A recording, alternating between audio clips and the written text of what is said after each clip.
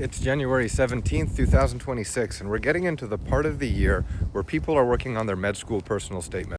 I wanted to address one of the most common questions I get, and this is something that I get every single year. There's a million different rephrasings of the question, can I talk about this thing in my application? And oftentimes it comes couched in someone else having told you that you cannot talk about this, or you really should talk about this. The honest truth is that what you talk about is far, far, far less important than how you talk about it. And it's useful to put yourself in the headspace of the admissions committees for a second. So you have to realize they're looking for, how do you fit with their values? How do you fit with their mission as an institution? What kind of a person are you going to be when you show up as a member of their med school class?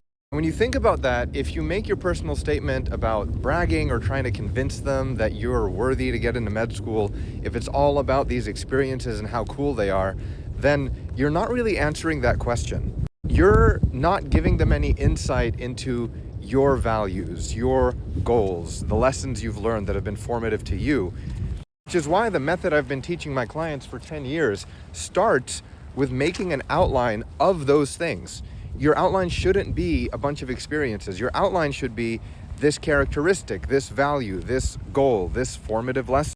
Each paragraph has a main point of communicating one of these things that's actually critical to why the admissions committee is reading your application in the first place. Once you have that outline, you can then think, what experiences are most appropriate to discuss as evidence for the claims I'm making about those actually important things? Because you have that goal in mind, because you understand that the goal of talking about your experiences is to substantiate those things, you'll do it in the right way. It'll occur to you to discuss the experiences in as far as they are relevant to those things, rather than just telling random disembodied stories about patients, which I see year after year and it never goes well. Just make that single frame shift in your mind and watch what a massive difference it makes on your personal statement.